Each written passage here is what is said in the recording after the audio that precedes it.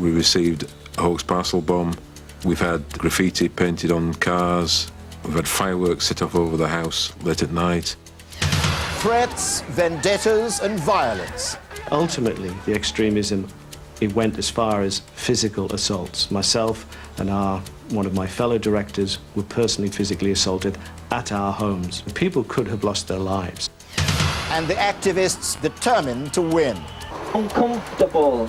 That's what it needs to become. Uncomfortable.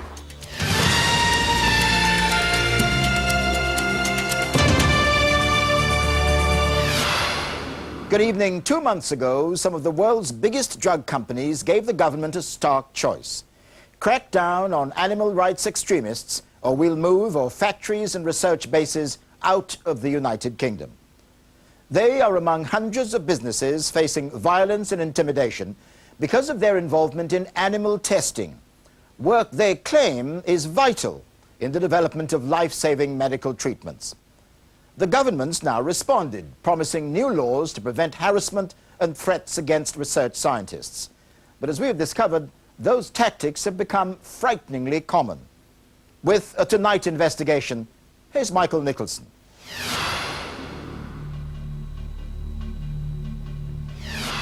Imagine it's 3 a.m., you're at home, and you're confronted with this. These are animal rights extremists making what they call a home visit. And such attacks have risen dramatically, leaving their victims in terror, business in turmoil, and major drug companies threatening to leave Britain.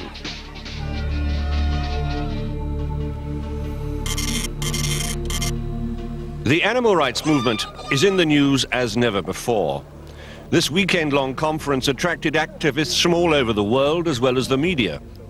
The press had billed it as a training camp for extremists. Not so, said one of the organizers. You can see, we've been very open about it. There's not a big curtained off area over there, with loads of people behind it. You've gone around the whole site here, basically. Look at it. This is no terror training camp. But what it is people discussing and learning effective tactics. Greg Avery is a veteran animal rights campaigner. He and his wife Natasha present themselves as the respectable face of the movement. Yet the list of guest speakers at the conference included a who's who of convicted animal rights extremists. At the gathering, there were definitely members of the Animal Liberation Front there because they actually did give speeches. Some of the things I was rather alarmed by were mentions of bombing campaigns. There was also a speech, I remember, in which somebody talked about making bombs and told us that he could direct us to somewhere on the internet that would give us advice on how to do that. Apart from one press conference, the organizers made it clear that journalists were not welcome. But a Tonight investigation team did manage to get inside. In the main tent, hundreds of people came to watch a video, which was an ALF video. The video showed activists releasing animals, and there was a lot of applause after this and during when it was taking place. There was also footage of activists paint stripping and vandalizing people's cars. It was clear to me that this video was shown in a bid to motivate, particularly people new to the movement, to see that it wasn't that hard to do this and it was kind of fun. This is the headquarters of Huntingdon Life Sciences. It's one of the biggest animal testing laboratories in Europe. Each year, somewhere around 75,000 animals, mostly rats and mice, are experimented on here, and they die in the name of drug development, medical and chemical research. But over the past 5 years, this place has also been the target of a concerted campaign by animal rights activists who are determined to close it down. And since September, this campaign, which has been marred by violence and intimidation, has been infiltrated by us. Huntingdon Life Sciences is a multinational company with laboratories in Britain and the United States. In 1997, 2 of its lab workers were sacked and prosecuted for animal cruelty after a television expose. And the publicity that followed sparked a new protest group into action, Stop Huntingdon Animal Cruelty, or SHAC. 99.99% of all protests are perfectly peaceful, but people do get angry because they see animal killers driving in and driving out of here, and the law offers no protection to animals. Greg and Natasha Avery are leading figures in Shack. Large-scale protests were organised outside the Huntingdon lab and the surrounding towns. The Shack campaign began with protests at our laboratories, people with placards disagreeing with what we did. That is legal protest, we have no problem with that. Unfortunately, it very quickly became personal. It's our mission to finish you off, Huntingdon, and all you filthy, scummy workers! Some supporters used extreme methods. People receiving hate mail, people receiving telephone calls in the middle of the night. And then we saw fire bombings, literally 11 cars set on fire in front of their driveways.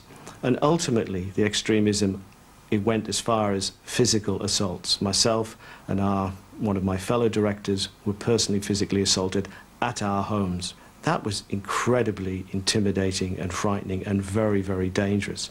You know, people could have lost their lives. Shack was also extending its official campaign. Those who invested in or did business with Huntingdon were seen as legitimate targets.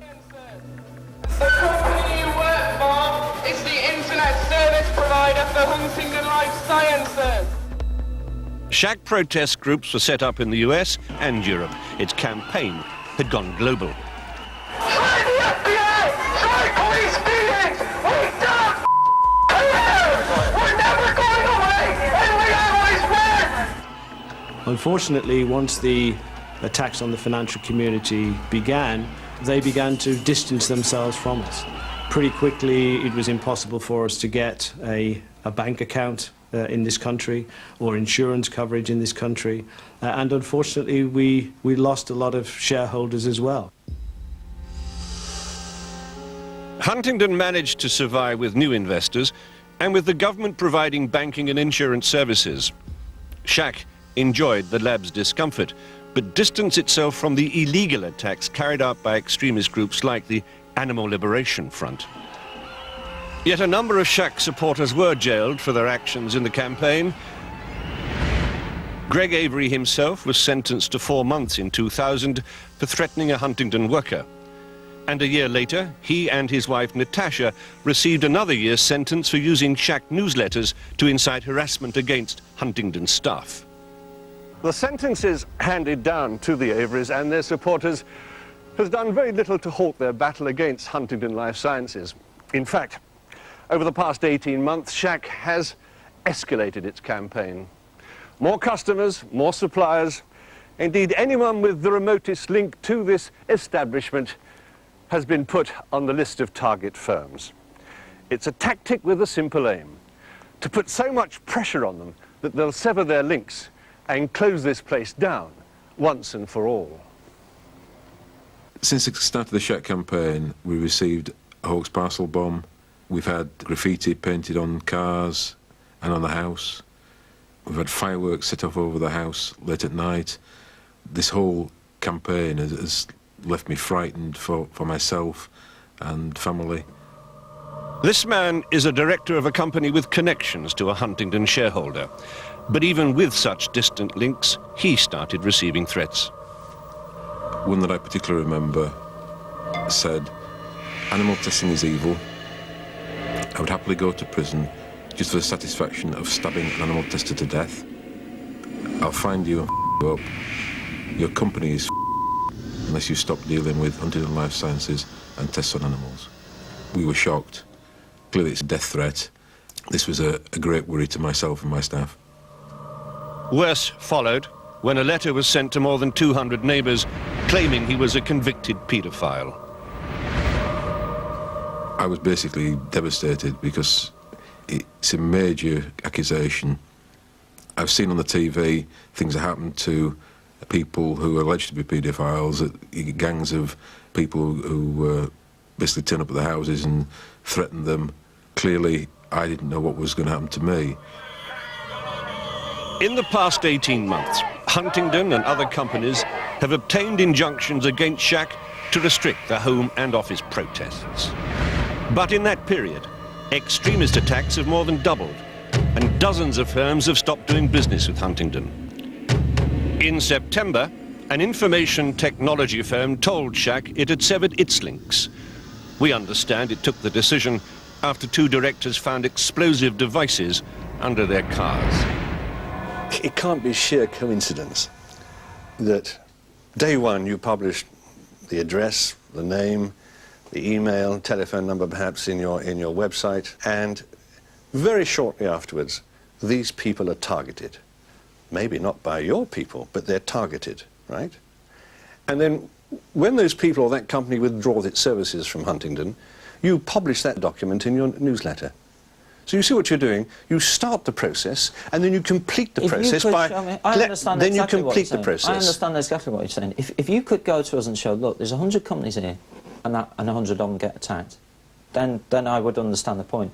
But that happens to very, very few. So you see no connection between the publication of these people's names and addresses with the follow-up of terrorist attacks? No, I do not whatsoever. No, it's pure... And they're not terrorist attacks. You know, let's not be hysterical about this. Direct attacks. You see no connection.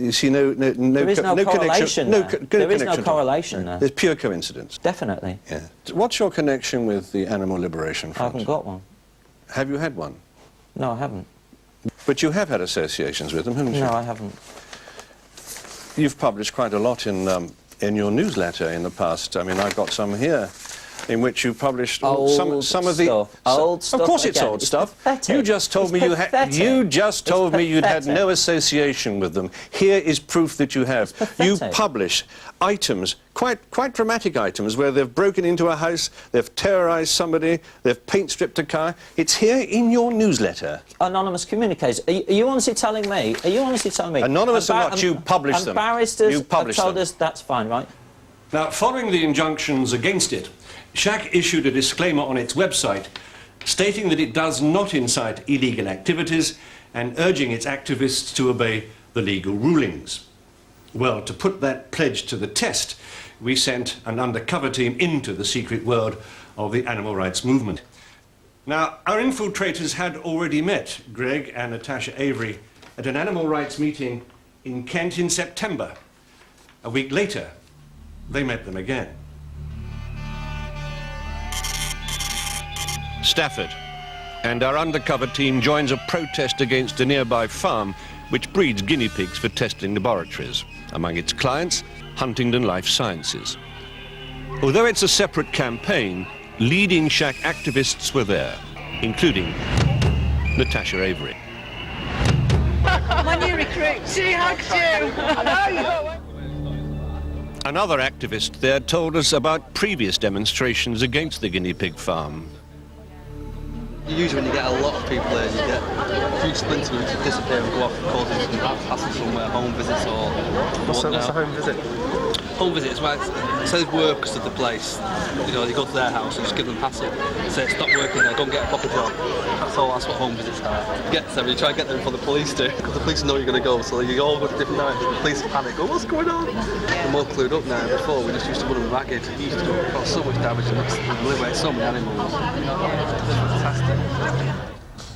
The farm is run by Chris and John Hall. For 5 years, the brothers have suffered harassment and repeated terror attacks. Last month, extremists sank to a new low, desecrating the grave and stealing the remains of Gladys Hammond, whose daughter is married to one of the Halls.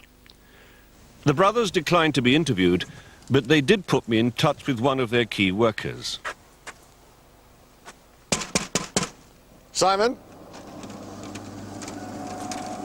Whew.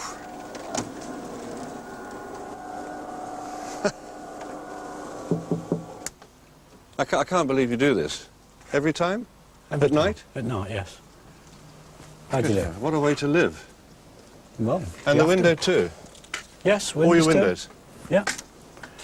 Good Lord. Lights? Simon Turner is a driver for the Halls. His job, delivering guinea pigs to animal testing laboratories. He's had to turn his home into a fortress to protect him and his young family from the extremists. His CCTV cameras captured one attack on his van outside his home earlier this year. On another occasion, the alarms were set off after 2 plastic containers were left on his doorstep. I then came out. I decided to have a closer look at them and put the torch on them just to see what was in the containers. And at that point, the explosives went off. There was... It wasn't just fireworks, it was explosives? Oh, it was explosives. There was 6 explosions simultaneously, and as they went off, the explosion threw me back and it put me back into the garden. Simon, how does your wife put up with this? You've got kids. How does she put up with this? Initially, she did say that once we were found out, that was it, you know, we'd have to pack it up. But when the windows went through, she said, that's it. We're not going to give in to intimidation. Back at the demo, the protesters have made their way to the road outside the Hall's guinea pig farm in Newchurch. There to address them is Greg Avery. When the tales of animal liberation are told, they won't be told about veggie burgers, they won't be told about people wearing ALF t-shirts. It'll be cold winter's nights at 2 o'clock in the morning with people rescuing animals and all the rest. Not when it's nice and comfortable, not when the police are in total control. Uncomfortable, that's what it needs to become, uncomfortable. And remember, you can't legislate for what you can't see, and you can't arrest people for what you don't see coming. You all know what needs doing, so get out there and get the job done. Thank you. During the campaign against the farm, extremists have targeted anyone they believe is associated with the Halls.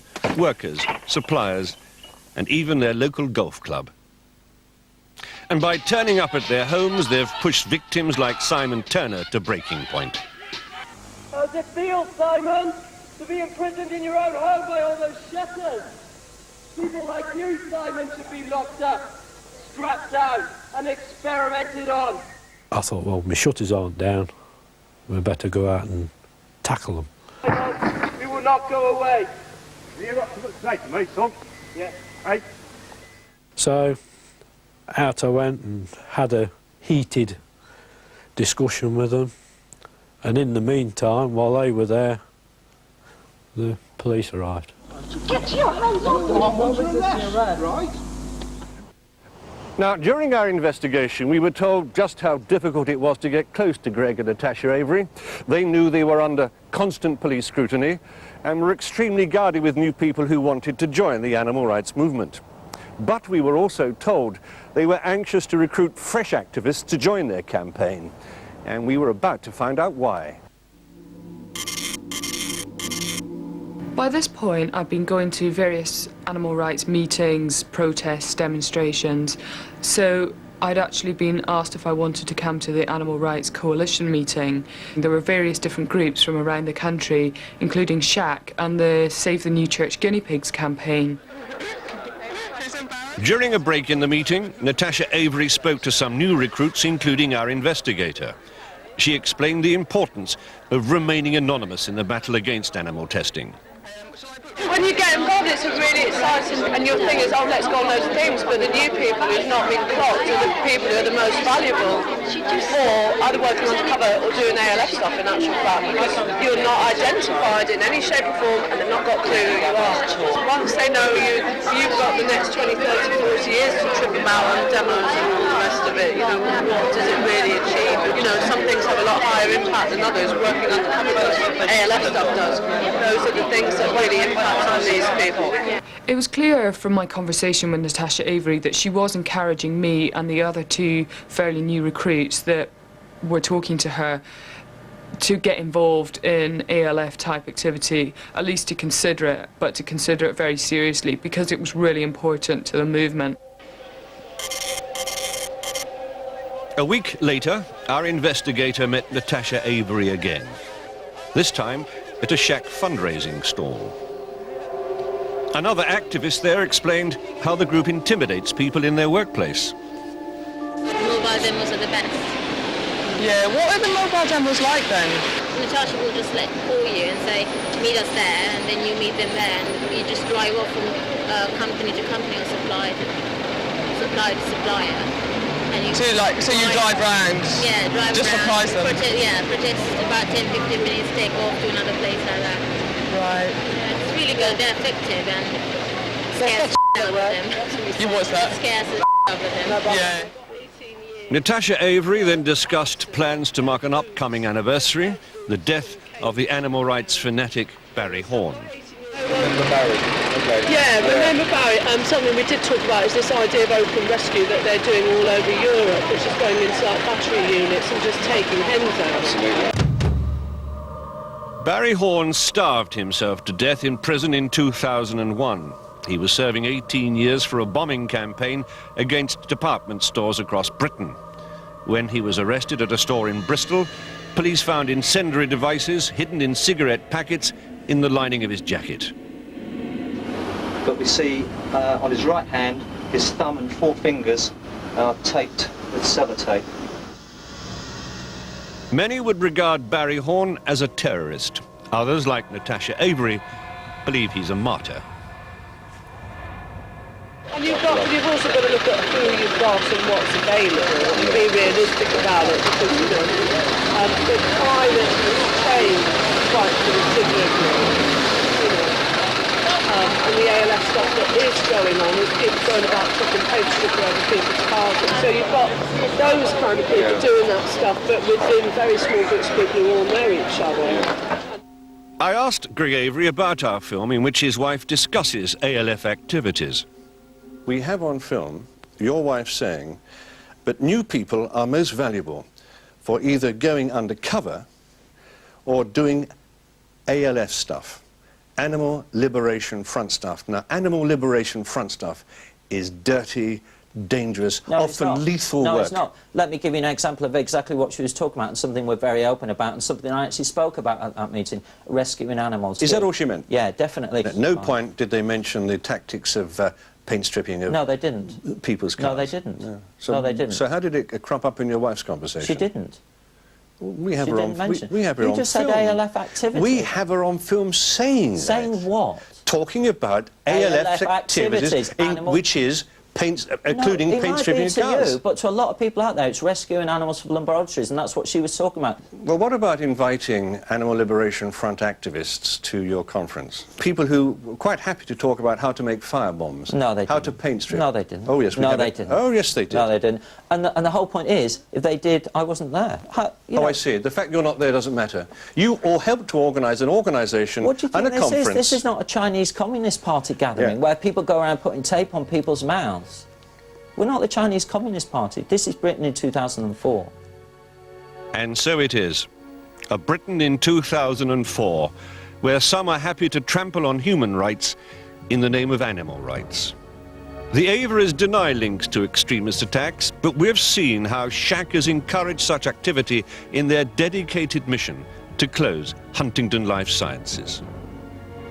This campaign is not just having an impact on Huntingdon and causing us damage, it's actually causing economic damage to the whole pharmaceutical industry, who've made it clear that the UK will suffer unless these animal rights extremists are truly brought under control. Michael Nicholson reporting. And that's all we have time for this evening. We're back on Friday night at... Conspiracy theories to the